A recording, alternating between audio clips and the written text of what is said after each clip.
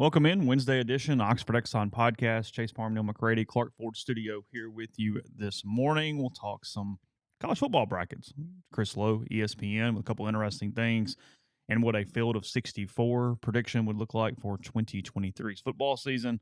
Also, we'll look at some lines, some betting things from March Madness beginning tomorrow.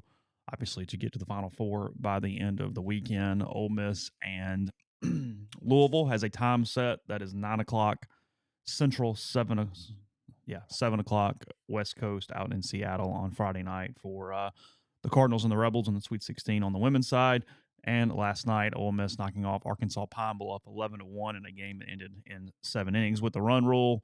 It was actually 3-1 in the fifth, and then Ole Miss scored 8 in the sixth to put that one away. It's a real gamble for the Clarion Ledger and Tupelo. We were talking about how they're sending reporters to Seattle. You're spending a lot of money to send reporters to Seattle for not only that, but a late game that can't get in. You won't get it in print. Yeah. And if they lose, literally no one will read it. That is rolling the dice. You're rolling the dice if they win, and you get the extra day or two at least. Yeah. Yeah. So that's what's on deck. We'll talk about those things and more this morning. The show brought to you every single day by the Oxford Exxon Highway 6 West in Oxford. You know about the abilities to get some box seats for Ole Miss baseball. Ole Miss plays Florida at 1:30 on Sunday. And to enter into a chance to win those 4 box seats, you need to get on Twitter. You need to @ the Oxford Exxon. You need to use the hashtag #RebelReady hashtag. Say whatever you want, pictures, see what might be there to win those. And you're automatically entered in, again, 4 box seats, courtesy of the Blue Sky location here in Oxford and the Oxford Exxon, with that every single Ole Miss home weekend. Lunch specials, ribs, let them take care of dinner tonight, and much more. And again, coming to you from the Clark Ford Studio. Clark Ford's in Amory, Mississippi. The number is 662-257-1900. Call that number. Ask for our buddy Corey Clark. Tell Corey what Ford product you're looking for. He'll send you a quote within 15 minutes in business hours. It's right to the bottom line. There's no hassle. There's no haggle. Get your quote. The rest is completely up to you. You shop the quote around. Do what I do. Would recommend that you do, and that's hop into a Clark Ford today. The service is amazing. They take great care of you. They go the extra mile for you. And again, the number 662-257-1900. Guests join later this week. I'm talking to Chris Lee a little later today on the myperfectfranchise.net hotline. If you're a displaced corporate executive, you're wanting to put your career in your own hands. If you're an experienced entrepreneur wanting to diversify, Andy Ludicky can help. He owns multiple franchises and businesses. He uses his expertise to help others find their American dream through a very thorough and free consultation process. So call Andy, put your life and your career in your own hands. It's 100% free. Got nothing to lose. Find your perfect franchise at myperfectfranchise.net or contact Andy anytime at andy@myperfectfranchise.net or 404-973-9901. Have you watched the debut of Ted Lasso season 3 yet? Yes. You did? Yeah. Where does it start off? Don't give anything away. I'm just kind of curious. Did they pick up right where the other one ended? No, they've moved on a little bit. They moved on a little bit? Yeah.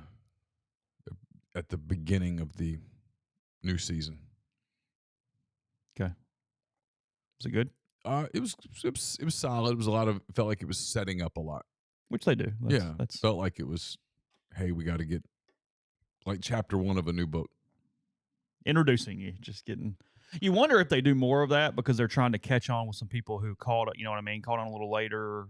Obviously, you're not starting at season 3 like you would in a cable show or something, but just in general, I wonder how that works. It felt like they were trying to, hey, just in case you're joining in here, we're going to try to catch you up a little bit. A little bit. Yeah. I was reading a story. I'm going to move on, but a lot of people like Ted Lasso, and we've talked about it a good bit. I was reading a story in The Athletic about how it hasn't caught on at all in Europe and in the United Kingdom, that they don't really like it. And there's a couple different reasons for that. One of them being that they have not moved into the streaming the way that Americans have. That I forget the number, but it was maybe like almost 60% of the households in England still had traditional cable. Oh. And that they had not moved in the same way from the Apple TV and the Hulu and the YouTube TV and all that kind of stuff throughout time. Are they as addicted to devices as we are? I don't know. I don't have a good answer for that either way. But the other thing that has happened, because like I said here, it's never been one of the top 50 shows in their country. However, U.S. shows, including Love Island, Friends, Brooklyn Nine-Nine, and New Girl, are still airing episodes that remain in the top 50. However, Ted Lasso has not hit that at any point. It's an interesting article. If you care at all, it's there. Yeah, it says here 56% of British households still have traditional cable TV, while free TV, which is more than 70 channels and 15 radio stations available at no cost to anyone with a TV license, make up the rest. Streaming services complement television subscriptions. Netflix at 52%, Amazon Video, Apple TV Plus. Yeah, Apple TV Plus following comparatively tiny with only 8.7% of homes in Britain. So it's literally just not there or available for them, or it's something they're not choosing at this point. Wonder what the percent of American homes that still have cable, if you will, is. It's less than 56. For sure. Now, this is news to me, and I feel like an idiot for not knowing this. I don't know what a TV license is over there. I don't know how that works for them. I don't know what that means. So the other part of it, which I got Apple TV only for Ted Lasso. I mean, I've watched a couple things on it since then, but that was the reason I signed up for it at the time when I did it. The other thing is because they obviously, stereotypically, but there is some truth in it, being proper football fans don't like the bumbling American idiot not knowing the game and being underqualified and then having success, that they have issue with that as a country and as a fan base of soccer. I can see that, I guess, to a degree. I mean, they think that it's an entry point that is causing issue with a lot of people for taking the plunge. Probably the hardcore football fan over there doesn't like that particular part of it. I guess I get that. They take their football very seriously. I don't know that we can make fun of it. We take it pretty seriously too. We kind of have our own football. I mean, year-round, wall-to-wall coverage of a sport that won't start up again until September. We can't make fun of an obsession.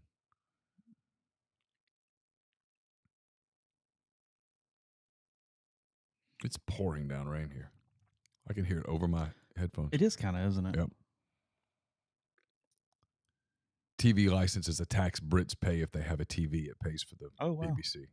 I had no idea. I've never been. I doubt if I ever go. I've always wanted to go. I just don't think it's ever going to happen.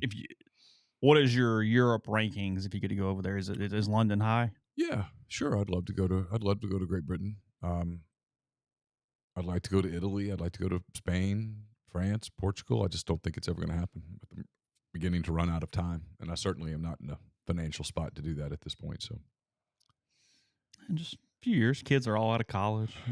Yeah, I honestly, I don't foresee the day that I do that, but I'm happy for the people that do. So, a little bit of news, I guess. Last night, again, Ole Miss knocks off Arkansas Pine Bluff 11-1. It was pretty sputtery early on. It was 0-0 after 4. Ole Miss had really bad at bats against a pitcher not throwing very hard. That happens sometimes, that they have a hard time adjusting to that level of competition. And then they hit back-to-back home runs in the 5th, and they ended up taking a 3-0 lead in the 5th, and then again scored 8 in the 6th to put it away and win the game there. I talked to Peyton after the game. He said, yeah, we were just trying to do way too much, and instead of calming down and trying to hit the 75-mile-an-hour ball. They figured it out. It is what it is. If anything, it's almost kind of a bad game to play, but they got to win. They kind of got to cleanse a little bit after an 0-4 week. The good news from the day is that Ole Miss only walked one person. I mean, there is a command issue on that roster and that staff right now, and they did have a better night with that.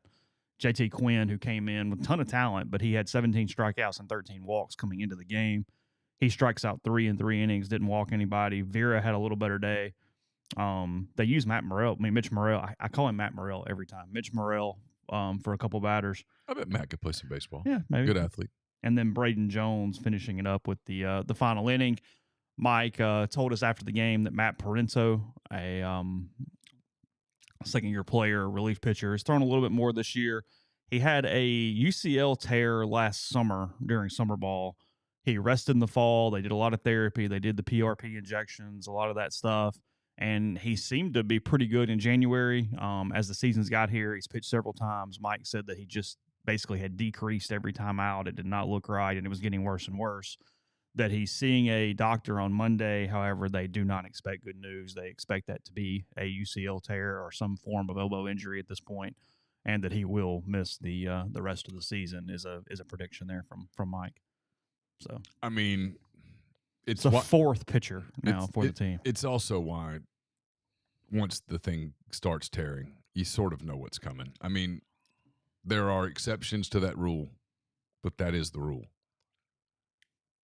There's a lot of that. I mean, there's so much of, like, as the Major League Baseball season is about to start in about a week, it's become more and more this battle of attrition. How many pitchers can you end up with? Everybody's throwing so hard. Everybody's throwing so max effort.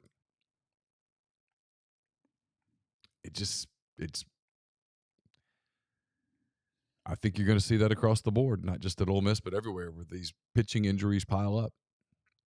The arm's not designed to throw that hard over and over and over and over and over. Everyone's throwing in the 90s. Everybody. I mean, literally, I watched parts of 6 SEC series. So I watched 12 teams. And I can't say that I saw every pitcher pitch who pitched for Alabama or Florida or Vanderbilt or whatever, but there was a whole lot of dudes working in the mid to upper 90s. Lots. Like, I can't remember the kid's name, but like Arkansas had a kid on Sunday in their series finale against Auburn. So he's their third starter. He was 97 pretty consistently. I mean, everyone's throwing super hard. There's going to be injuries, lots of them. Joseph, I don't know. I mean, frankly, in some ways, Arkansas gets a bad rap for the elbow thing. And Ole Miss, when you look at who's actually hurt, Parento isn't barely pitched. Riley Magnus got hurt in his first 2 months of his college season. I mean, this is not one of those deals where a junior maxed out pitch counts and whatever. It's that they have so much accumulation on their arm when they get to college that it's just going at some point. I mean, Gunnar Hoagland, they signed him knowing that at some point his arm was going to go. That's one of the reasons he ended up in college, was that there was stuff all in there and that it was a time bomb and you were hoping to get through the career before it happened. That's it. It was going to blow out. Everybody knew that from the day he stepped foot on campus. Yes. Whether it be at Ole Miss or in his second year of pro ball or whatever, that arm was going to give away. Again, I'm not going to be the guy that's defending Mike Bianco or Dave Van Horn or anybody else, but these injuries are wear and tear injuries that started in the early teens. Yeah, it's. I mean, if you want to take a confluence of injuries at one place and blame the coach, okay. I mean, go for it. Arkansas has a bad pitcher reputation because they have not had high draft picks. It's been a weird thing, and it's something other schools use, which, again, that's nowhere near the shadiest part of recruiting. That's completely above board, as I'm using air quotes here. But that is where their reputation comes in, is they have other schools telling their pitchers, go there and you don't get drafted in the second round. Look, it hadn't happened since Ryan Stanek. Right. And then there's a lot of stuff in there. But right. The opposing coach that's recruiting against Arkansas is not going, yeah, but let me pull out the PowerPoint and explain why that is. They're just going, hey, I don't know. I mean, they can't get you there. We had Gunnar Hoagland go early. We had Doug Nikhazy go early. They can't. Yeah. They ruin arms. Yeah. I mean, it's like Shohei Ohtani last night. He's already had Tommy John. Yeah. Is that Mike Bianco's fault? I mean, is that Dave Van Horn's fault? Whose fault is that? Look at the major league pitchers. So many guys. Yeah, he's back from Tommy John. It's almost like it's a rite of passage at this point. And Grind asking, do you guys think you could hit 75 on a radar gun? Not today. I mean, I could have when I played. I did. But no, not today. I'm too old. At all. No way. After I had Tommy John, though, when I was coaching Little League, I felt much better 2 or 3 years later than I did when I came back my senior year of high school. Like, I could tell that my freshman, sophomore year of college, when I was just coaching Dylan and them, like, there was more pop there. There was more to it. Because, I mean, that tells you it's 2 years when you really feel. Ohtani's what, 2 years removed? Yeah, something like that. I mean, he was electric last night. Just electric. Hit 100 twice, and that it lasted bad, and then had that slider that ended the nasty. game. Nastiest slider I've ever seen. Trout had no shot. Which said something. It was 89 on a slider where he's dialed up for 100. Well, look, it's playing into what you're talking about. Is because there was some rightful criticism here. I guess was it Alex Rodriguez? It was talking about no, you got to play situational baseball and you got to move runners and all this stuff. Look, I hate the 3 outcome stuff in baseball. I can't stand it. It slows the game down. Everybody's striking out, walking, or hitting home runs. I hate it. But the reason is because the freaking pitching is so good that counting on your ability to string hits together is just not a winning strategy. That you're trying to get on a pitch and hit it out of the ballpark because you don't have to string at that point. Well, I mean, look. When you're stringing hits together, it means that pitcher, relative to other pitchers in baseball, are really struggling. When you're watching major league hitters and people are saying, well, just why don't they hit it the other way? You don't think that's going through their mind too? They're major league hitters. They handle wood bats better than 0.0001% of the populace. And they can't put the bat on the ball because of there's a video out there of Yu Darvish throwing a bullpen. It's from the catcher's perspective. Yeah. Watch that and imagine, all right, now put him in a game with some adrenaline and try to hit that. And then try to hit that with some degree of authority. Good luck.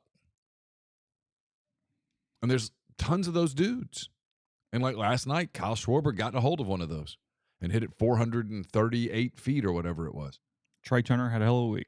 But, you know, the U.S. team got 2 on and nobody out in the 7th. And, yeah, you know, hit a ground ball. Just it's very difficult to hit. I mean, that was Paul Goldschmidt, who's really, really good, unfortunately. And it's hard. Hitting is hard. And so now, yeah, the strategy of, hey, let's small ball this guy out. Even at the college level, at the upper like Skeens at LSU, it's like 50-something% of the people who face him strike out. Grod says our wood bat's lighter. I would think the wood bats suck compared to aluminum. Honestly, there's not a ton of difference between wood and aluminum today from how they have really deadened the aluminum down in college. I mean, it's still better, but it's nowhere in the stratosphere of what it was even 10 years ago when they've made different changes to BB core and then on down from there. They've actually made the ball a little more lively. It's a minor league ball now. But the bat has continued to deaden over the years from an aluminum standpoint. The reason they don't use wood is cost. A lot of schools can't afford the wood bat. A player for Oregon uses a wood bat. Really? In games. Yeah. There's a player from Oregon that does it. He hit a home run, I guess, last weekend. I saw it. I like the sound so much better. Of wood? Yeah. It feels real, doesn't it? Yeah, like there's sounds a certain more like baseball. Yeah, there's a certain too. But no, they weigh, I mean, I would assume they're all drop threes at this point. Mm-hmm. So yeah, they would weigh close to the same thing. It's a couple minutes, so I'll take this into the next break too. World Baseball Classic last night is almost assuredly going to be the most watched baseball game in history, worldwide. Yeah, Japan and Korea had that game of the tournament that already had the mantle, and I would assume last night will pass that. It was a ton of fun. I know there's some injuries, but mostly everybody played. You got the really cool spectacle in the ninth of Ohtani versus Trout, probably the 2 best players on the planet right now, or at least in the argument. At least historically, when their careers are over, will be 2 of the best players on the planet. I think so. We can say it that way. Sure. Trout's career is documented, and right now Ohtani has the hardest thrown ball of the tournament and the hardest hit of the tournament at the same time. So contemplate that. He's a free agent of the year. And he's a free agent of the year. Yes. And the Angels will miss the playoffs this season. I'm not going to make it through that free agency because they're a contender for that, aren't they? A little bit. I've talked to some baseball people who think the Cubs have a legitimate shot if he leaves LA. Look, the bats deadening is a safety thing too. It's good. If you'd put in some of those old bats in some of these people's hands, even in college, it would be dangerous. You don't want Kemp Alderman swinging a drop 5 1998 bat. No. The exit velocities would be 125, 128, 130. You could really hurt someone. Yeah. No, they do it in the college home run derby. They let them take whatever bat they want to up there, and you should watch some of that. It is, it's majestic the way they're hitting balls, and you're going, oh my God. Yeah. You don't want that at a third baseman. No. Yeah. No. There would be no infield in because he would kill you. No, literally. It would not have reaction time. Yeah. It'd be like a bullet. Yeah. You just don't know. I like the system college has right now. I think it's the right system. I Give them agree. the baseball that gets them prepared for the next level. Don't give them the big raised seams and give them the ability to do things, but deaden the bat down to where it's a normal brand Agreed. of 1 baseball. million%. I think that's where it's at. So I got some more The baseball. people that want the gorilla ball, they don't understand. That's also bad for TV because it would take forever. Yeah, and I don't think people go to a baseball game. It was a national championship game. I think the score was 20-16 back in the late 90s. I'm not interested in that game. Yeah. I mean, you see that game like once in a blue moon in major leagues, and people talk much less about that game than they do the 2-1 game. That was, oh yeah. You know, I mean, baseball's not supposed to be 16-13. It's just not. Yeah. So, anyway. All right, we'll continue some World Baseball Classic thoughts in a second. For the dude, I'll tell you about G&M Pharmacy, 662-236-2222. They deliver locally in the Oxford area, and they offer medicine for your prescriptions the same day each month and take care of you. One trip to the pharmacy, one delivery. You have everything you need when you need it from G&M. They'll also transfer your medications very easily. One call, they take care of the rest. So whether it's Tyson Drugs in Holly Springs or G&M Pharmacy in Oxford, that's 662-236-2222. We're also brought to you by our friends at Walk-On's Sports Bistro. Walk-On's puts everything they've got into bringing you game day with the taste of Louisiana. Dig into their mouth-watering, made-from-scratch Louisiana cuisine, po' boys, gumbo, voodoo shrimp, plus fan favorites like juicy burgers, fresh salads, all in front of 70-plus TVs, 40-plus ice-cold beers on tap. Inquire about their family and friends bundles, their tailgate platters. Also order online at walkons.com. or on their convenient Walk-Ons app. So visit Walk-Ons in Oxford or Ridgeland, especially if you're in the Oxford or Jackson area. Tell them how much you appreciate them sponsoring MPW Digital. The College Corner is your one-stop Rebel shop with 2 locations in the Jackson area. In Ridgeland, it's next to Fleet Feet. In Flowwood, it's next to Half Shell. If you don't live in Jackson, just go to collegecornerstore.com. You also find them on Facebook and Instagram with the largest selection of Rebel gear in Central Mississippi. We're brought to you by Comer Heating and Air, Southern Air Conditioning and Heating, different names, same great products and services. If you live in Oxford, Tupelo, or that area, call the people at Comer, 662-801-1777. If you live in Hernando, Memphis, or that area, call the people at Southern, 662-429-4429. A-Stock Auctions is a Nashville-based online auction company with the mission to provide customers the power to name their price. All items at A-Stock start at just $1. That's right. Every item starts at just $1. Shop now at astock.bid or download their app. Name your price on thousands of items from big-name retailers. A-Stock Auctions has multiple locations around Nashville that offer local pickups. So don't miss out. If you want it, bid it, win it. And we're brought to you by Solutions RX. It's a probiotic multivitamin supplement company created by Ole Miss Pharmacy alum Chris Corneliuson. It's pharmaceutical grade. It's manufactured right here inside the U.S. under the highest standards based out of Mississippi. If you take diabetes meds, high blood pressure meds, cholesterol medications, you typically get some side effects like muscle pain, brain fog, energy loss due to a depletion of minerals and vitamins in the body. But Chris formulated a product called Prescription Support, puts those vitamins back into the body, helps with those side effects, keeps you more compliant taking your medications, and keeps you healthier over the long term. It's solutionsrx.com. It's also available in local independent pharmacies across the continental U.S., including Mississippi. But solutionsrx.com, promo code OEP at checkout. Get 10% off your first order. Podcast also brought to you by Prime Shrimp, primeshrimp.com. 7 different flavors available for you, including their New Orleans-style barbecue shrimp. They have 2 different meals in a bag option. The Simply Shrimp, lemon cracked pepper is very good. It's very versatile, along with the signature. So many different options with Prime Shrimp. Use code RG, 5 packs or more, 25% off there with Prime Shrimp. So again, they deliver it straight to your house, fewer than 10 minutes, freezer to plate, and they take care of you. So again, Prime Shrimp, code RG at checkout, 25% off, 5 packs or more. So Commissioner of Major League Baseball says that the schedule is not going to change. That in 2026, as of now, it's still going to be in this part of the season. It's not going to be this. There's a push to try to make it a 2-week All-Star break and play it in the middle of the season versus now. I get why people have that thought. I get the people who don't like that thought. I guess it's bad podcast because I just kind of see both sides of it. But how do we or can we replicate it? Because even in the United States, that was a bigger deal than, frankly, nationally, a bigger deal than any playoff game. Mm-hmm. Now, there's a lot of reasons for that. A lot of different players across all the teams. I mean, Mm-hmm. I get it. It's not just Dodgers and Yankees and those two fan bases. But it was fun baseball. It was competitive baseball. They really tried. That didn't look like the Pro Bowl. That was caring. Frankly, that didn't even look like some of the Olympics when they're tired and just kind of going through motions. Yeah, no, There was a different standard to that over the week. It meant something to all of them. Like Trey Turner sat in the dugout and stared. So what does that mean? Or is there any way to make that into the game moving forward? What do you do? Fairly recently. Like this last one that was recently completed felt like the bigger, what's the word I'm looking for? Felt like it resonated in the U.S. more than it ever had before. I mean, I thought it was good for the game. I mean, you got to see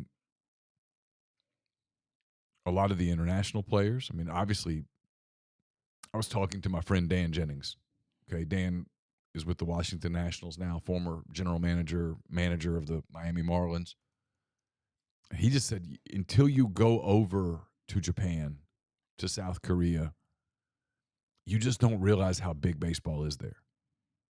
They just love it. Yeah. They love it. And I don't know. I think maybe they found something that works. I don't know that the taking a break from the season for 2 weeks, I don't know that Major League Baseball would sign up for that. That's a long gap. In the one part of the season that you kind of have the sports world to yourself. Maybe that would be the reason to do it. Like say, if anything, that makes me more likely to be into it. But man, you're shutting a team down for 2 weeks, and you got to get them back because not everybody's going to play in the World Baseball Classic. What do you do with the cats that don't? Are they just on throwing programs for a week? Yeah, I mean, like what does that look like? You know, I mean, feels like because that's different than soccer. Sure. When you're just, I mean, you got to stay in shape, if you will, from a throwing standpoint. Yeah, it's the throwing. Soccer guys can stay in shape by running. Yeah, and they can still do some drills on their own, and then you can get back and have a couple of days of training, and then you're ready to play. And you don't play soccer every day. You know, you don't play a soccer game on Monday and then turn around and play another international game on Tuesday. It doesn't really work like that. Yeah. Baseball's different. I mean, you'd have to feel really comfortable with, I don't know. We'll see. I have a feeling they're going to keep it where it is at least one more cycle and see if they can't make it work. I do too. But we get this at the start of the year, and then baseball is going to become a snooze fest. You get this, and it's I don't know. I mean, maybe nationally, probably, but a lot of people got introduced to Trey Turner. A lot of people got introduced who didn't already know to Shohei Ohtani. Playing a little devil's advocate, but that would be more reason to move it because when you come back, you're getting independent races faster. The problem is you still got to go through dog days. That's true. You can be really into Trey Turner, but you're not going to be really into Trey Turner on May 28th as a casual fan. No, I mean, look, it might really help you grow the sport if you put it in July. I don't know how all that works logistically. Can you pull that off? And you would have no time for a team to like organize and have some time to play before you'd have to get started right away. Maybe you could do that. Here's the other problem you'd have in July. Let's say a team with a hot reliever who's out of the mix, who's planning to trade that reliever at the deadline. Do you really want Team USA to put some innings on him? Well, I mean, he's out there and he gets hurt, and all of a sudden his trade value is gone. And I mean, there's just the big league teams that are paying a ton of money for these guys. They're massive investments. They might say, hey, I don't know, man. Not sure I like that. You've got a starter that you're planning to trade here in the next 2 weeks. Oh, sure. And Team USA lets him go 106 pitches. I don't know. But here's the catch. That thing took over last thought. But we've talked forever about nobody knows the players. There's very few people who you actually know, all that kind of stuff. That's been a thing. A lot of people watched in the U.S. last night because the U.S. was on the jersey. Sure. It was a bracket. People like brackets. Yeah, sure. Ohtani was the finals. Sure. a large percentage of those players could not have picked him out of a lineup or told you what team Merrill Kelly played for. And he started for the U.S. in the gold medal game. Agreed. So if nothing else, they were introduced to guys who, really good players, obviously. Sure. Who they would have had no freaking clue. No doubt about it. Who that was. Including some casual baseball fans who wouldn't know who those people were. No, you could do the game of go down the lineup and pick the team, and they would not get everybody right. Anywhere close. Well, it's like when Trout struck out last night. I mean, on our board, there was he sucks. It's like, no. Nope. He was seeing some serious shit over there. Yeah, like, that was... So we were watching them. It's pretty compelling. I mean, we just gotten back from soccer, and we were listening to it on the way back and got back in time to watch the ninth. And that was pretty compelling stuff. I mean, like Carson said, Ohtani's challenging him. I mean, here it comes. Yeah. You can make the argument that moving it to July or late June, early July would really grow the sport. Baseball might say, well, look at the ratings. We just grew it. And I don't know. Maybe both answers are accurate. But it's very clearly that event is gaining traction. Tickets were hard to get. They were expensive. People were there. It had an environment. It was good. I mean, if you're baseball, you're kind of encouraged this morning that maybe we're not as dead as people say we are.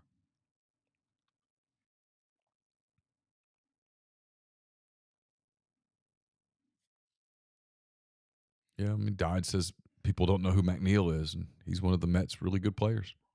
He's a very good player. I don't know. I mean, we got exposed to a lot of Japanese players that we'd never heard of before. Oh, and that hit me. Like, they kept going, hey, they're going to this guy. And I'm like, I have no idea. Like, and then dude comes out, and he's just electric. And you're like, whoa. I mean, when does he get posted? Like the 21-year-old kid the other night in the semifinal game that was throwing 102 effortlessly. I mean, it was not like nothing. I'm not. It's good. Don't get me wrong. But, like, how is the baseball in their league over there? Like, is it exactly the same as us? Like, give me some sort of a compare. Is it not as deep? Like, what are we looking at? They say it's like AAA. Oh, really? Yeah, but I mean, with some stars, obviously. With some stars, yeah, sure. I mean, that dude was throwing 102. He could come pitch for whoever tomorrow. I mean, he would be a top prospect in any organization, probably pitching in the bigs. I mean, he was like, you saw the Tennessee guys look like, like last year when everybody would throw 103 and looked like they were just trying to throw the ball through a wall. This guy just looked like, hey, I'm just out here throwing BP. He was awesome. Shohei's awesome. I mean, it's why if I'm Major League Baseball, I got to get Shohei Ohtani out of the West Coast. Well, I mean, the West Coast, and they're going to miss the playoffs again. I got to get him. He doesn't play when people watch. I got to get him to a different team. I don't know how you do that, and I don't want him on the Dodgers if I'm Major League Baseball, and I think that's where he's probably going. But, man, I really want... Is there not going to be an exception for him in this Major League Baseball rule thing where you've got to, like, be a starting pitcher and you can't move positions and some of these things they're doing? Like, you see this? Like, relievers, like, because they said they can't play position players as relievers anymore, after the whatever. So are you telling me in the ninth inning of a playoff game, Ohtani can't come in relief because he's not technically a pitcher? Why are they doing this? I've told you this. Remember, we went over it that day. There's tons of rules about when a position player can be a pitcher. So, like in a 17-2 game? Well, there are ways to do it, but I don't have it in front of me right now, but we went through it. But when I read through them, I went, hold on a minute. Ohtani couldn't be a two-way player like in college and come in and give him another glove and close it out. He's on your team. Yeah, that's stupid. Yeah, I mean, like last night when he closed that game, knowing that Shohei Ohtani was coming in the ninth was... Oh, you were in. That was totally in. Position players may only take the mound if the game is in extra innings, his team is trailing by at least 8 runs at any point, or his team is winning by at least 10 runs in the ninth inning, which would prohibit Shohei Ohtani, if he is in the field, from pitching in relief in a close game in the ninth inning. Even if he's a DH? Because he's just mostly going to DH. I don't know. I do not see a qualifier for that either way. It was the reason he picked the Angels out of Japan was because he could DH there. Don't know. Maybe DH allows it. Not sure. It's a stupid rule either way. If I have a player on my team, he should be able to play any position on the field. I just asked Shohei where he wanted to go. He said Chicago. Good for him. Gets to play a lot of day games. Baseball would love if you're baseball, you just want him in the Central or Eastern time zones. Yes. You need young kids to be able to watch him play. Because he actually plays with a lot of emotion when he plays for the Angels. Sure. It's just the Angels are a bad team, and they don't play their games until 10:30 on the Eastern time zone. 10:35 first pitch on the Eastern time zone. 9:35 Central. How many 12-year-olds are up at 10:35? Not many. No. Switch on over to college basketball a little bit. Lines for the week, again, starting tomorrow for the round of 16 in the men's tournament. Little NIT action, though. UAB Vanderbilt, Andy Kennedy facing. That's tonight, right? Huh? That's tonight, right? Is that tonight? Yeah, that is today, actually. Yeah, Wednesday, 6 o'clock for that one. That is in Nashville, Memorial Coliseum. And it opened as a Vanderbilt with a 2.5-point favorite. They are now a pick'em. It's an even. Really? It is. It is an even on UAB and Vanderbilt for tonight. Probably take the doors. Cincinnati plays Utah Valley tonight, and Eastern Kentucky plays Charlotte tonight. Are your other games? Okay. Utah Valley, I've seen in baseball a little bit. I don't know much about them in basketball. AK and Cincinnati playing tonight. Tomorrow for the NCAA Tournament, Michigan State, Kansas State. That is a 5:30 tip tomorrow. It is the first game of the day. And the Michigan State Spartans opened as a 1-point favorite. They're now a 2-point favorite. Ooh. Guys, can be a good game. You like Kansas State +2 tomorrow? I don't hate it. Michigan State's just so good. And it's tournament. Izzo's so good. Yeah. Both of those, that's a really good game. I know he's kind of polarizing, but I kind of like Izzo. I don't mind Izzo. Yeah, I don't either. Yeah. Because look, he can be an ass and he is intense and whatever, but he cares about those dudes. I mean, he's coaching and hard and like, sure. I mean, it's. No, he also is very positive in times. I mean, you're seeing him fist bump and throw. I mean, I like how he coaches his floor game a lot. Kids play hard for him. He can coach for me all day. I mean, the way he coaches on the floor is really, really good. 6:15 tomorrow, staggered pretty good. Arkansas, UConn tomorrow. UConn opened at 4. It's now at 3.5. So UConn 3.5. I think I like UConn minus the points. I just nobody has made more money for himself in the NCAA tournament than Jordan Walsh. And so the question will be, can he take his defensive game up one more notch against the big guy? Because if he can, they got a real shot.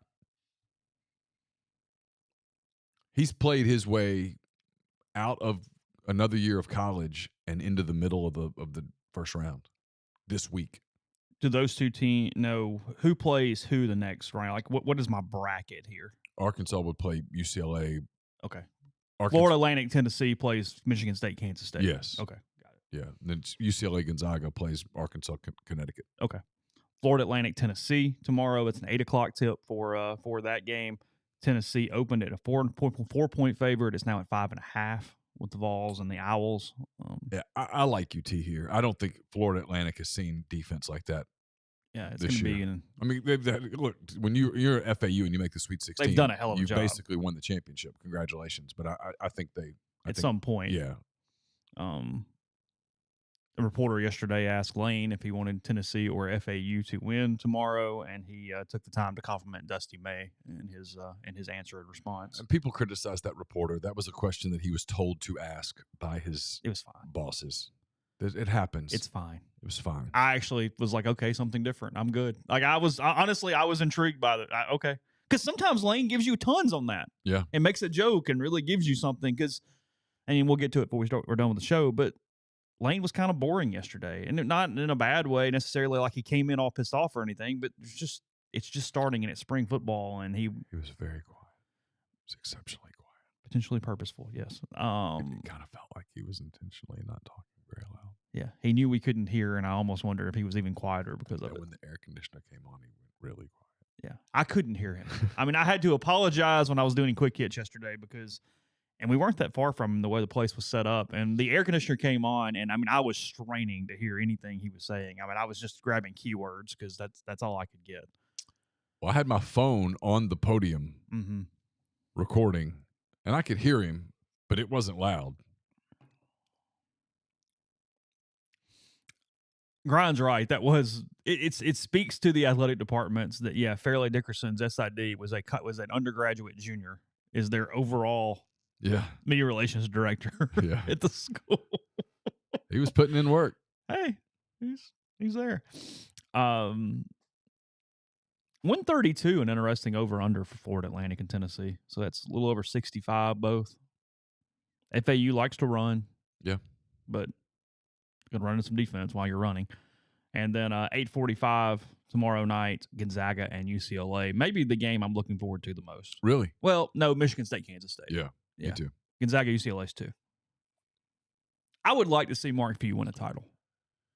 I don't know if this is the team to do it, but I would like to see him win a title. I don't know what it is about him and them, but they bother you? It just doesn't ever. Really? I'm fine if they win a title, but if they don't, I'm not upset about it. I don't know what this says about me. Maybe nothing. I like rewarding consistent excellence. Yeah. Where if you're there enough, I feel like you deserve one. There's just something to, like, I look, everybody loves the story and the underdog and all that kind of stuff, but I think there is something to getting somewhere over and over and over and over again and finally getting there and getting the title that cements that thing. I've kind of felt like that with Gonzaga for a while. Well, it was when I caught pure hell last year because, I mean, I get the rivalry and everything, but I had moments where I was watching the press conference, and when Dave Van Horn was talking, I'm going, God, I don't know how you get through it. Like, I mentally went to that place where I'm like, damn. Well, yeah, because he's been excellent. I mean, right there. I mean, they're there every year. He's built I mean, I know everybody hates it, and I'm going to catch whatever degree of hell for it, but look at their numbers. I mean, they're just right there. They're right there again this year. Because, I mean, I felt like it with both the other programs. I mean, though, as consistent as they have been and how much they care over college baseball, Mississippi State, Ole Miss, and Arkansas all deserve national championships. Just shows you how hard it is to win and a championship. Arkansas doesn't have one. Yeah. I mean, the ball's literally been in the air. Literally. Yeah. Yeah. They're good this year. They're better than people think. UCLA opened at -1, now at -2 against the Zags. That injury to UCLA is clouding everything because, my God, if we had Ziegler healthy for Tennessee and the kid from UCLA healthy, it's just put both them behind the 8 ball to such an extent that it's opened up those brackets. But, like, all 4 of those games, the only one of those games where I feel like confident is Tennessee. If you told me Kansas State wins, I'm not surprised. If you told me Arkansas wins, I'm not surprised. Arkansas's won Sweet 16 games the last 2 years. They can't win another one? I think Connecticut's maybe the hottest team in the tournament. But all Arkansas has to do, that game kind of depends on how it gets officiated. But Arkansas is able to get downhill and get bigs in foul trouble. And unlike during the regular season, they've been making their free throws in the tournament. And then the UCLA Gonzaga, that could go either way. There's no one team in this tournament that you go, oh, yeah, that's who's going to win it. Like, Alabama's the 1 seed, but they could get beat.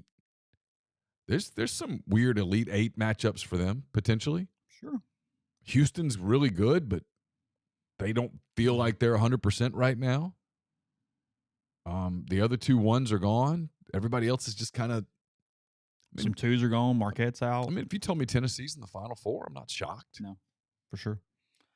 What's the irony of that? That's what I wrote about this in 10 Thoughts, and I don't know why I catch myself defending Rick Barnes. I have no real reason to, other than I like Rick, and he just seems like a nice guy the times that I've met him. But the tournament is so arbitrary. Billy Donovan said this, and he's right. I think I'm repeating myself. There's no better event, and there's no worse way to crown a champion. Yeah. We love the event. But if you think about it, hey, let's determine who the best team is. This is stupid. Because you could put the same tournament back on. Like you could finish it and go, okay, like when you were kids. All right, let's do it again. And you have a completely different outcome. Completely different outcome. Right? Fairleigh Dickinson probably doesn't beat Purdue again. No, of course right? not. I mean, St. Peter's doesn't go on a run next time. I mean, just you'd have a completely different event. And so that's probably not the best way to crown a champion, except for the fact that it is. Yeah, it's fun. Yeah, well. And we keep our sanity in it. For the most part, there's exceptions. Fan bases reward, hey, Sweet 16, Final Four. You know what I mean? I mean, obviously you want to win the national championship, but you're not getting fired because you lose national semifinals games. No. There is a certain, hey, once you get to a point, we're all hanging out and having a party, and sure, somebody's going to get a tie here in a minute, but it's going to be all right. Well, the 8 teams that lose Thursday and Friday, they're going to be sad for a day, but then they're going to hang Sweet 16 banners. Yeah, right. You know, I mean, this is... It's all right. Yeah, and then the 4 teams that lose on Saturday and Sunday, they're going to feel some missed opportunity, but they had a hell of a season. day or two. But next week, they're going to be out recruiting going, hey, we're an Elite 8 team. Yeah, right. And you are. I mean, shit. 8 teams? Yeah. We'll look at Friday in a second. Before we do that, I'll tell you about Northeast Spark, NESPORC. Service people across rural communities. 2 packages, the Ignite, the 100 Mbps, or the Blaze, the 1 gig that powers the Clark Ford studio. Your hometown team bringing you world-class broadband. That's NESpark.com. 662-238-3159. Phone service, parental controls, network security, and much more. So call the office for details. Get the best internet in Lafayette County, as well as parts of Pontotoc and Union counties that not previously have internet. Again, that is 662-238-3159. Our friends at Dead Soxy have a free gift for you. The gift is exclusive. Head over to deadsoxy.com/rebels. Join the NIL subscription. By signing up, you'll be the first to hear about exclusive collaborations, new products, and even receive freebies on the regular. That means you'll not only have the freshest socks in town, but you'll also be contributing directly to Ole Miss Athletics, helping support your favorite players. As your first gift for signing up, you'll receive a free pair of limited edition Juice Kiffin socks, only available to members. To get your gift, all you have to do is add a pair of socks from Dead Soxy's Ole Miss NIL subscription to your cart, and your free pair of Juice Kiffin socks will automatically appear in your cart. No membership fees to become a member. All you have to do is start your subscription by adding 1 pair of NIL socks to your cart, choosing how often you want new pairs from the Ole Miss collection delivered. Head over to deadsoxy.com/rebels and sign up for the NIL subscription today to show your support. Game Changer patches are the only 2-patch system available in the market to stop hangovers before they start. The warm-up patch used before or while you drink. The overtime patch used after you've been drinking to recover while you sleep. The all-natural ingredients will keep you in the game, ready for the next play. Go to GameChangerPatch.com. Promo code RebelGrove20 at checkout for 20% off your purchase. ACS is owned by my friend Clay McNutt in Baldwin, Mississippi. It's a complete electrical control system solution provider. It's a Rockwell Automation Recognized System Integrator. To learn more about ACS, go to acsllcms.com or call 662-601-4381. Also brought to you by Lammon's Fine Jewelry. Lammon's at 1126 North Lamar Boulevard in Oxford. It's been serving the Oxford area for 3/4 of a century. Engagement rings, wedding rings, fine jewelry, watches, pearls. They've got fashion jewelry, whatever you're looking for, they've got it at Lammon's. It's lammonsfinejewelry.com or call them at 662-234-2777. I'll be taping a Mind on My Money a little later this morning. It's brought to you by Pinnacle. They're based in Jackson, but they've got clients in more than 20 states, advisors in multiple states as well. Learn more at mypinwealth.com, mypinn.wealth.com. If you're planning a vacation, you need to get in touch with my friend John Edwards, Regency Travel Incorporated in Memphis. Just give him some parameters, give John a budget, and then sit back and you don't have to do anything. He can take care of you, whether you're going overseas, whether you're going to 30A, whether you're going to the beach, whether you're going to Disney, whatever the case may be. John can help you make your trip one that creates a lifetime of unique memories. It's 901-494-3387 or jedwards@regencytravel.net. Podcast also brought to you by the Ole Miss Athletics Foundation. The 2023 football season will be here before you know it. Season ticket renewals are due March 31st. You can renew now by logging onto your account on OleMissTix.com or calling the Ole Miss Ticket Office 662-915-7159. Also, Ole Miss basketball, men's and women's, currently accepting new season ticket orders for those basketball teams. You can submit your order today. Same number, 915-7159 or OleMissTix.com. And current season ticket holders can renew starting July 1st. And remember, Morgan Wallen tickets available those 2 nights. LSU weekend, April 22nd, 23rd in Oxford at Balt Hemingway Stadium. MorganWallen.com for tickets to that. So Friday, second day of the Sweet 16, 5:30 again. San Diego State and Alabama kicking it off. Alabama opened at 6.5. It is now at 7, 138 on your over/under for the Aztecs and the Tide. In this one, that's the second largest. Well, no, it's the third largest. This actually bracket has some bigger lines in it. It's a big line, but it's just so hard to bet against Alabama on point spreads because if they start hitting, they just blow you out. And I think they could blow San Diego State out. Yeah, it's that. My antenna's up on Alabama in the Elite Eight, but I think they win tomorrow. Friday. The game the winner of that game will face the winner of Princeton and Creighton. Princeton and Creighton playing at 8:00 Central Time tomorrow night. The Tigers and the Blue Jays. Princeton getting 10 in this game. It's a lot of points. You got to remember, Vegas' goal is half and half, and they see Ivy League, and everybody takes the other team.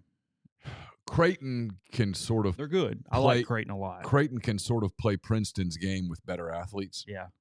So that might shut it down. But 10 still feels like a lot of points. Princeton's good. You watch Princeton play and just take the uniform off and put Rockets or something on there, and you go, hey, that team's good. Here's the deal. Princeton has been as consistent of this thing. Harbor's done it a few times. I do think if the tournament selection committee has an annual issue, and again, not every year, but too often, they are underseeding these Ivy League teams. The Ivy League plays pretty damn well in a lot of tournaments, and they consistently make them a 15 or a 16. When looking at the metrics, you probably ought to pick out a couple and go, hey, maybe they're a 13, maybe they're a 12, maybe there's something else, depending on whatever. Because, I mean, Princeton has done nothing to make this look fluky. They've just won 2 college basketball games. Right. That's it. So I do think the Ivy sometimes gets sort of underseeded, if you will, from that standpoint.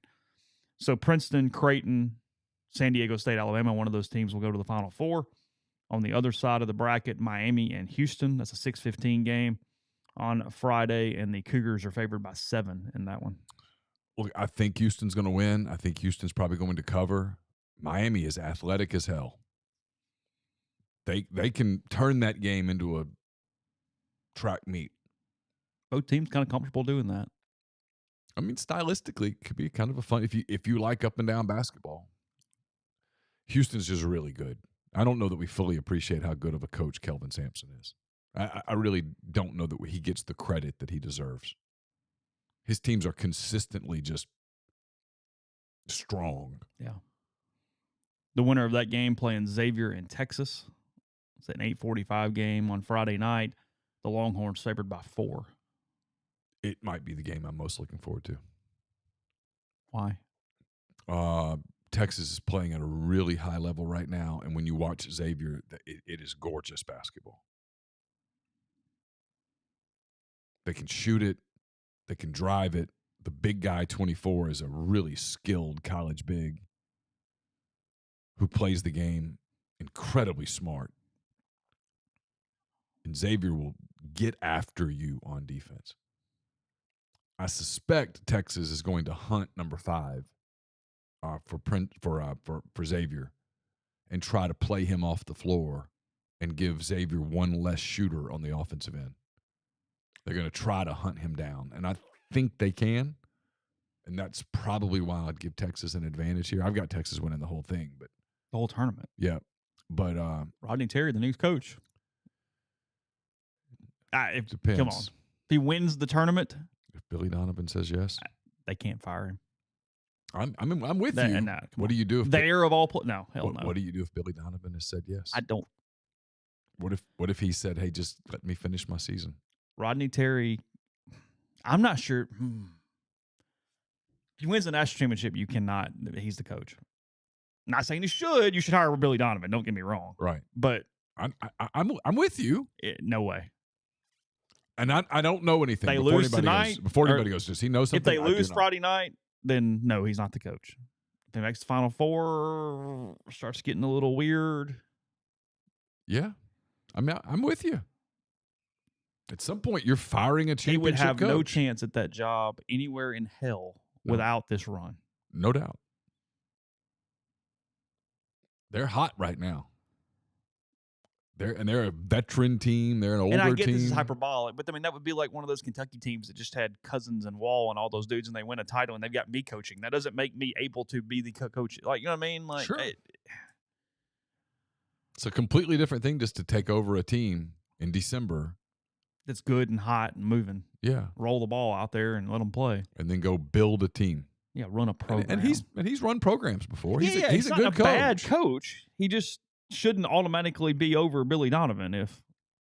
So I'm just kind of watching with interest, but that's from a if you don't care who wins, and I don't, but you like basketball, and I do. So if you meet those requirements, Texas Xavier is probably going to be worth your time Friday night. Oh, that's a good point. Mark says Mike Davis got the IU job after going to the final game, and it was a disaster. Well, you know where I stand on this. If someone's not your coach, they're not your coach. No matter what happens in a tournament. Because let's say Texas and Xavier, let's say it's a Xavier 1-point game, okay? On Friday night. 10 seconds left. Xavier's up 1. You know where I'm going. Yeah. And Texas has this discombobulated possession, and the ball kind of gets batted around, and a kid picks it up and hits a falling away 18-footer to win it at the buzzer. Sure. Okay. That ball could have easily rimmed out. If it rims out, that guy's not your coach. But because it didn't rim out, he is your coach. That's a stupid way to make a decision. And they get made like that every year. I know, but it doesn't make it less stupid. I'm going to defend the dude at FDU, by the way. The media jumping on them for Iona for hiring that guy and going, it's off one win. It's like he's been a successful coach for a decade, and you're freaking Iona. Who are you getting? Yeah. Shut up. Who was it yesterday that did that? Was it Goodman? Which one? I'm glad I missed it. One of them was like, oh, I mean, maybe it was Mandel. It was like, well, if it's him, then I mean, it's like I just can't believe you hire off one win. It's like it wasn't one win. It wasn't one win. They had to win more than one game to get there.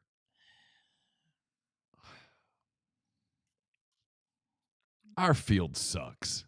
The money line on Patino taking the St. John's thing had to be like minus 8,000, right? Because, I mean, that was a guarantee from like mid-season. Yeah, and he wanted to go back to New York. Yeah. It's cool. Sure. Whatever. He did a hell of a job at Iona. They had him much longer than they thought they were going to have him. Where do you have a better chance of winning a title? St. John's, Iona. St. John's, Iona. It's not hard.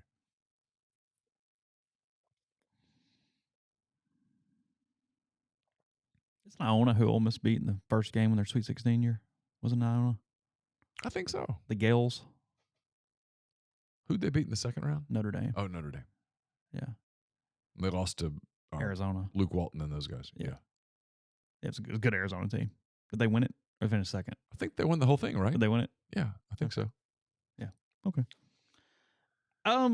So this bracket thing, I'm not really interested in the bracket because it's just content from college football, but there's a couple interesting things in this for sure.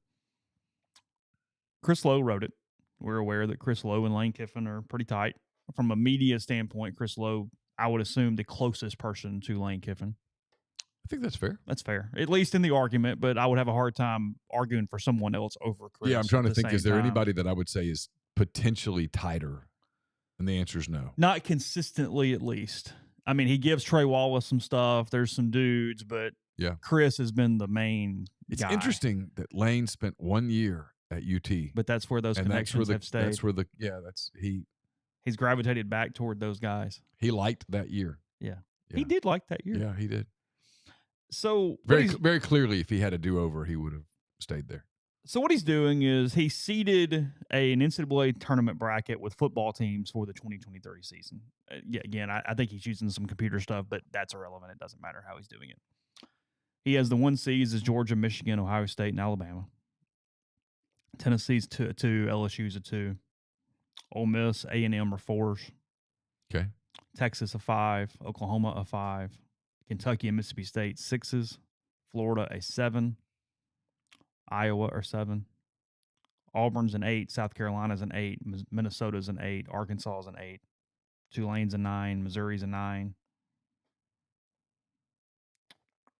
So did everyone from the SEC sans Vanderbilt make it? That appeared to be the case. I was trying to get South Carolina. I know they're here, but I don't see. Oh, yeah, never mind. They were an 8 with Arkansas, with Auburn. Sorry. So Arkansas, Auburn, and South Carolina, all 8 seeds. Okay. Some actually interesting 8-9 games. But anyway, that doesn't matter. Ole Miss a 4, and he runs through the bracket.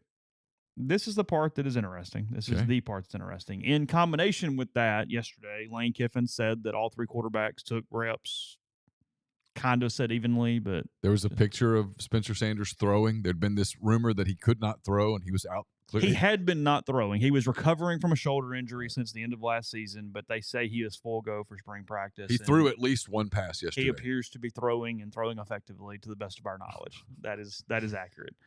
There's photographic evidence that he threw 1 pass. There are some ways to pick apart some of Lane's answers, but I do not think Lane was locked in to the point of focusing on every word that was coming out of his mouth yesterday. Not even a little bit. Because I credit the message board poster honestly for the question. It made sense, but he said, "Hey, he mentioned Jackson specifically with the wide receivers," and I went, "He's just a returning quarterback. Like that's not."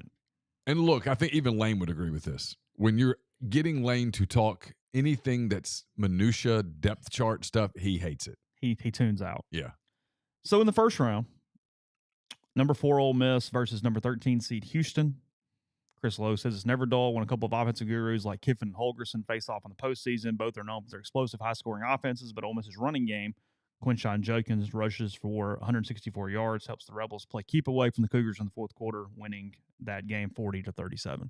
Okay, sure, whatever. Chris, it won't be that close. Yeah, I mean, idiot. Whatever. But, and I'm going to read the paragraph, and then I'm going to take a break, and we'll come back. All right. Second round. Yep. Has, by the way, he has State losing in the second round to Washington in a 3-6 game. Losers. Has Georgia just railing Oklahoma State in a round 2 game. And then he has Matt Rule and Lane Kiffin facing off in a 4-12 game with the Rebels and the Cornhuskers. I guess Nebraska upset somebody a minute ago. It was a Big 12-5 upset. Who'd they get? Who'd Nebraska get in round 1? TCU. Oh, how about that? That 12-5 seed's pretty sneaky. Yeah. That can get you sometimes. Yeah. And for this paragraph, and again, remember, they're close. That's why I found this interesting. I did too. Because he could have easily avoided it. It would have been easy for Chris Lowe to not do this and just go, here's what happened. Mm-hmm. Great. Once upon a time, Kiffin and Rule were both NFL head coaches. Their meeting in the second round game boils down to Ole Miss quarterback Spencer Sanders time and time again scrambling for first down markers on critical 3rd and 4th downs. The Rebels punt only once in the game as Kiffin, is vintage fashion, keeps going for it on 4th down, winning 33-24 over the Cornhuskers. He goes out of his way to mention Spencer Sanders in the article. Because like I said, it would have been really easy to just avoid that in some way. Sure. Nobody said, hey, you got to make sure you put a player into every paragraph and you've got to predict and do whatever. No, because he doesn't mention a player in every other paragraph. I mean, he could have easily just done whatever. So, anyway, we're going to take the break there. We'll come back. We'll talk about it in a second. Or he could have written about Quinshon Judkins if he just had to list a player. Again. Right. Hey, Judkins is an animal, blah, blah, blah, blah, blah. Houston can't stop anybody. Great. Right. Awesome. He didn't. Justin Hill Creamery. JustinHillCreamery.com. Hope you guys took part in the cheese class at the Travelers Hotel in Clarksdale last night. But if you didn't, if you're in Oxford, it's just off Molly Bar. It is on White Oak Lane. There's small batch artisanal cheeses, charcuterie boards, catering, grazing tables, and so much more. They do plenty of workshops, 662-419-9201, or cheese at JohnsonHillCreamery.com. Let them take care of you. Go to the website. You can shop right there online. They've got the great condiments, things that accompany the cheeses, the charcuterie trays. They even do some catering depending on what you have coming up. So check out their Instagram page, Johnson Hill Creamery, or again, shop right there online. That's 662-419-9201. Oxford's newest Greek restaurant on the square is called Opa. It's a place if you're coming up this weekend for the baseball series or whatever case may be. Make it part of your weekend. Fabulous food, great craft libations as well at Opa on the square in Oxford. Speaking of On the Square, check out Rafters Music and Food. Looking for a place to watch some of the NCAA tournament, take a break from the baseball series, whatever the case may be. Stop at Rafters, grab a burger, a po' boy, one of those appetizers, and enjoy it before the college kids take over that evening. I'll have a mailbag up a little later today. It's brought to you by Whitney McNutt of Tommy Morgan Incorporated Realtors, serving you for all of your real estate needs in Oxford and Tupelo. Whitney sells condos, land, commercial, and residential family homes. You can reach her at 662-567-2573 or 662-842-3844. Service Specialist Staffing and Recruiting Agency has been connecting great job opportunities to candidates since 1967. If you're on the job hunt, they can help you. If your company is looking to hire quality, hard-to-find talent, they can help you as well. It's always free for the candidate, and companies only pay if you decide to hire a candidate that Service Specialist sends. You have nothing to lose, so give Will, Sydney, or Kelsey a call at 662-832-5138 or check out their new and improved website, servicespecialistltd.com. Don't just accept what you see, but imagine something new. Step forward, chase after a better version of yourself. Every day, Corinth Dental is helping people reinvent themselves one smile at a time. Dr. Bubba McQueen, Dr. Jenny Beth Hendrick are devoted to restoring and enhancing the natural beauty of your smile using conservative state-of-the-art procedures, including Invisalign. These clear aligners are the virtually invisible way to improve your smile, so call Corinth Dental today for a no-cost digital scan of your teeth. Let them show you the way to a straighter, healthier smile. 12 months, no interest, no down payment. Financing is available at corinthdental.com.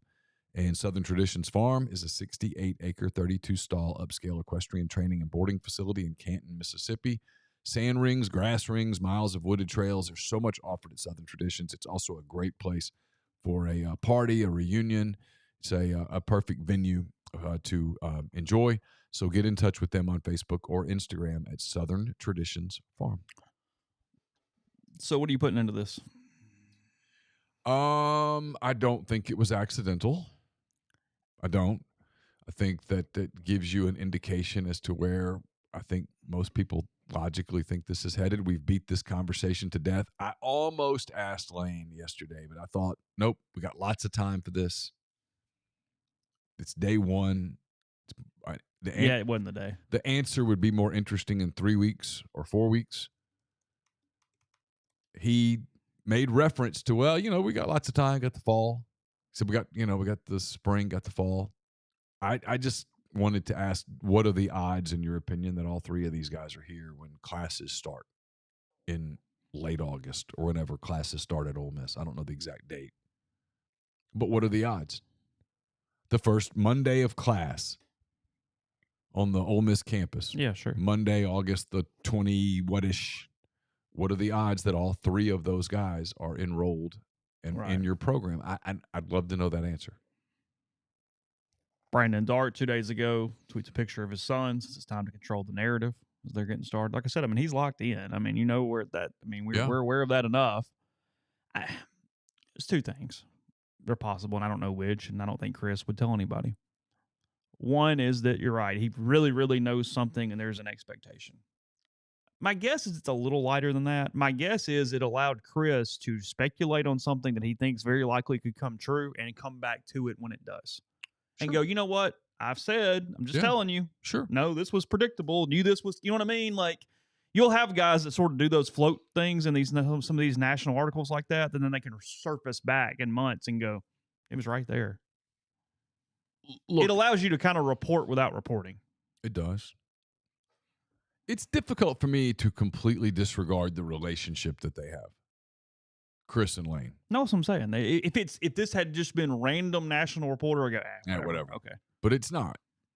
This is one. He could easily send Lane a text to go, hey, look, off the record, I got to write this. Who's the quarterback? Sure. And I have no idea whether anything like that happened. Yeah, sure. Look, pragmatically, logically, you don't bring Spencer Sanders into your program, a guy who has started 41 games at Oklahoma State. Is that many? 41 games. You don't bring him into your program to stand on the sideline and hold a clipboard. You don't bring him into your program to be insurance. Now, like you said yesterday, and you made a great point, it is absolutely possible that we don't know everything, that Spencer Sanders is wanting to go into coaching, that he wanted to go learn a new offense. He wanted to spend time with Lane Kiffin and Charlie Weiss Jr., and if he happens to play great, it's difficult for me to believe that. Sure. Based on the type of competitor he was at Oklahoma State. Sure. So, and then I know of conversations, again, that happened with Walker Howard's people. Sure. That indicated Spencer Sanders was probably going to be the quarterback. If you made me bet money, pragmatically, I just kind of know where I'd put it. I could be completely wrong. I will sit here and tell you that no one at Ole Miss has told me anything about who the quarterback's going to be. I don't feel bad saying that because I would guess that every single person on the beat, if he or she were having to be completely honest, would have to say the same thing. Yeah, sure. But I don't know. The one that gets interesting is if you're Jackson Dart and you get to the end of spring. And you don't know. And you don't know, and his answers are ambiguous as hell. What do? Do you gamble on yourself, or do you go, hey, let's take the path of least resistance here? And I don't know the answer to that. I mean, he's a very competitive guy. He comes from a very competitive family. I thought Jackson played well last year. I did too.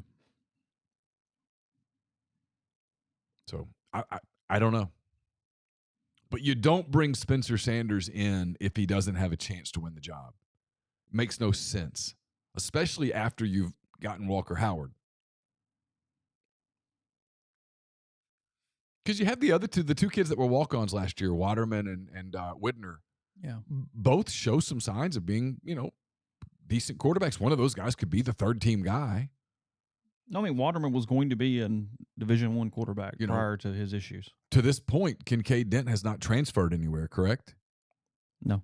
You could circle back to him and say, hey, is there a way we could get you to stay another year? I don't know what Kincaid's answer would or would not be, but that would be an option. And he's played enough quarterback to be a third-team guy. Sure. So if you're bringing in Spencer Sanders, you're bringing him into play. Otherwise, you're bringing in a potential distraction.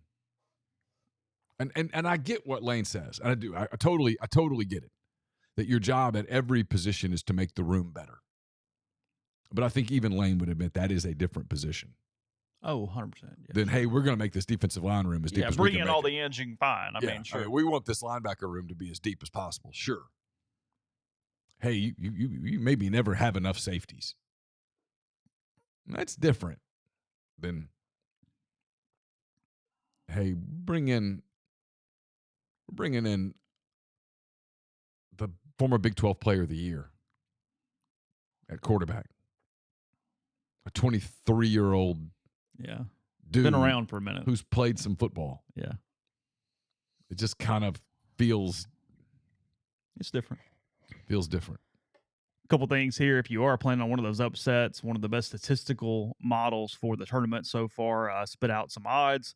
They're giving Princeton a 19.4% chance of beating Creighton this week. Okay. And they are giving FAU a 14.7% chance of beating Tennessee this week.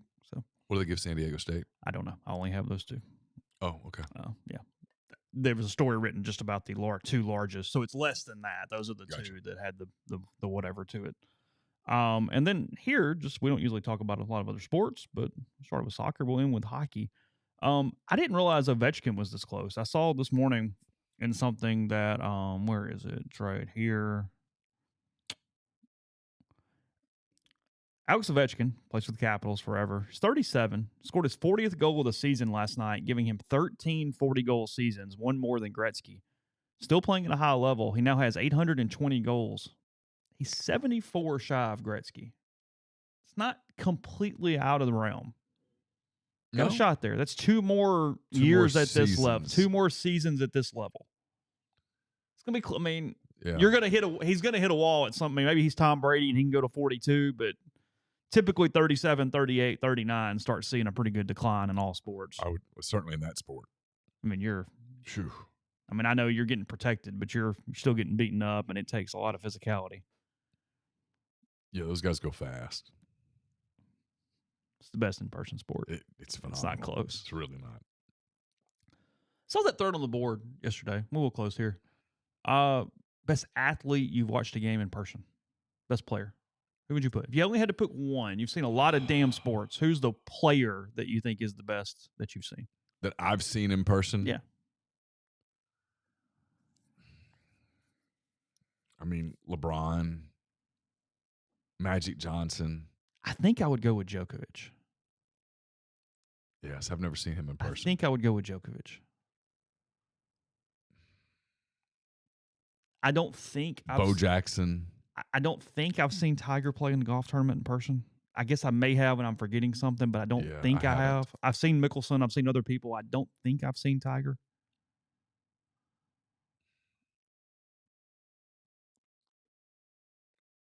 Champ Bailey.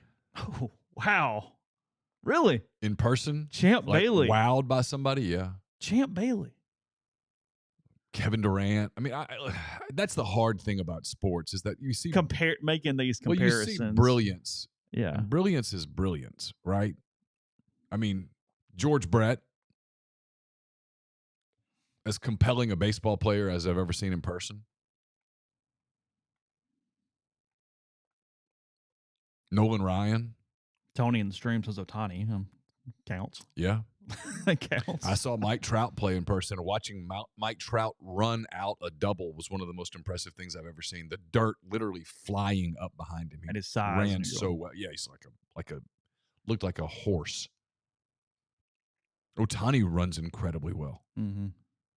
I mean, the best athlete I've ever seen is probably Bo Jackson. Yeah, sure. The most impressive player I've probably ever watched is probably LeBron James. Yeah. Magic was amazing, though. Like, yeah, sure. It's a lot of time has passed. Forgetting a little bit. A 6'10" point guard who could do the things that he did at a super high level. Kareem was an amazing player to see in person. Time has forgotten him because we only remember old Kareem. Yeah. I mean, he dominated. When you can dominate an NBA game, you're special. Yeah. Because the athletes are just off the charts. Yeah, Barry Bonds. Yeah, for sure. Ole Miss men's golf won the All-American Intercollegiate at Golf Club of Houston yesterday. Get their first win of the season. They played really well, though. They finished second at that stacked field in Cabo and then won yesterday in Houston. Boys got a good team this year, and a little unlucky. They won by 4 shots, but the way golf works, for anybody who's unaware of the team aspect of this, you count 5 scores, or you have 5 players who contribute to the team score, and the top 4 scores of those 5 are what actually counts on the scoreboard. So you can throw out your lowest score, and then you have a player that plays as an individual that no matter what he does not count toward the team score. And Ole Miss's individual yesterday won the tournament as an individual. So they actually won despite their best player not counting at all. So it tells you how dominant they were over the course of the week there for Ole Miss. So there's that. So yeah, I've seen Giannis Antetokounmpo in person. Special. Yeah, there's a lot. So all right, podcast tomorrow. We've got to discuss exactly what that looks like, but you will get a show. We'll let you know. There's football tomorrow, and it is now open, and so it is throwing our plans around a little bit. So we'll figure it out. We'll let you know what's going on with that, and stay locked into rebelgrove.com in the meantime. So we appreciate y'all. Stay safe. Have a good day, and we'll talk to you tomorrow.